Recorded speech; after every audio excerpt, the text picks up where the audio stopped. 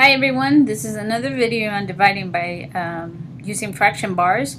Let's take a look at this problem. It says 2/3 divided by 1/4.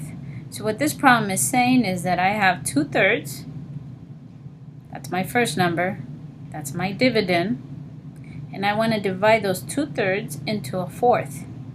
Here's my fourth, that's my second bar, or what I like to call the second number line or tape that we put in there. So the question is asking how many fourths fit into 2/3.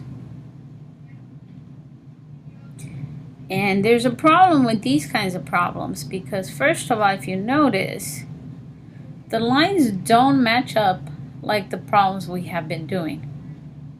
And then there's another problem. We cannot say that 2 plus a little bit more of this third fourth fit into 2/3. We can't say 2, 2.5, 2 and some weird number. We cannot say that. So we have to do something to these numbers.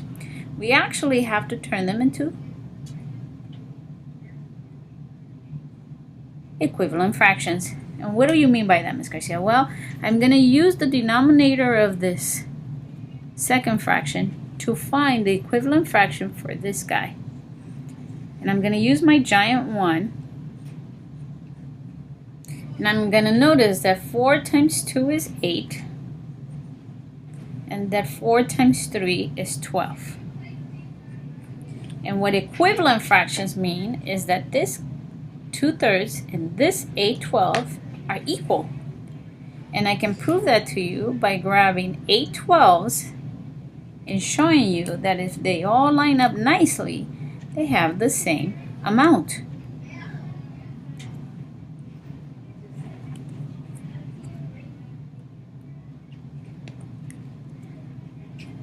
And I need one more.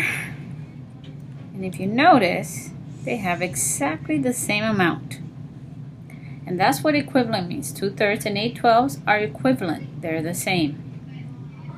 The only difference is we have different denominators and different numerators. So we're going to go ahead and do the same thing to the fourth. And we're going to use the denominator of the first one to give us our equivalent fraction. So 1 times 3 is 3. And 4 times 3 is 12. So my 1/4 is equivalent to 3/12. And you can tell that 3 of these guys make up that 1/4. Now the question is asking you how many 1/4, just this guy, fit into 2/3. Now using common denominators, that's pretty easy to answer. So let's go ahead and change our boards because I need some room, and you will see what we're doing right now.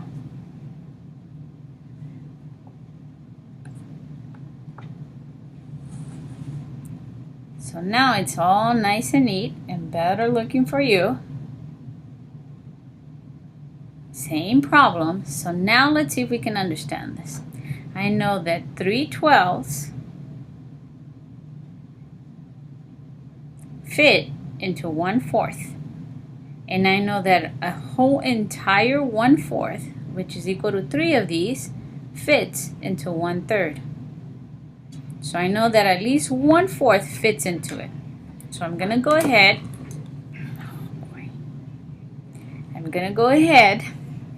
And on my side I'm going to say, yep, one whole entire fourth fits into 1/3. So we're good. So here's my first 1/4.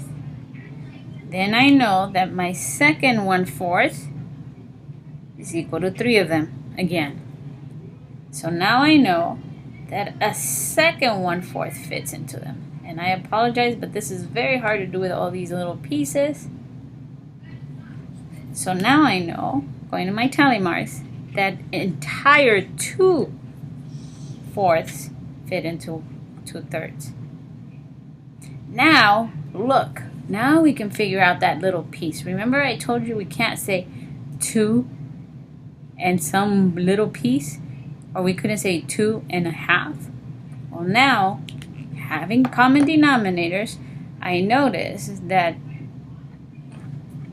2 out of the 3 pieces that make up a fourth is that tiny little piece that I wanted to put in there. Because if you remember, we cannot say 2 and a little piece of the fourth. We have to be exact, and the only way to do that is to know that this fourth also is represented by 3/12. So my answer to this is 2 out of 3. 2 out of 3. So I'm going to change my tally marks to a 2. 2 wholes and 2 out of the 3 that make it up. And that's my answer to how many 1/4 fit into 2/3. 2 and 2/3. You could have done it in this respect, where if the denominators are the same, you can actually just divide the numerators. 3 divided into 8, which turns like this, is the same as 2. 3 times 2 is 6. And then you're left with 2. 6 minus 8 is 2 over 3. All of the 3 answers match. This takes practice. That's why I want you to practice on the worksheet.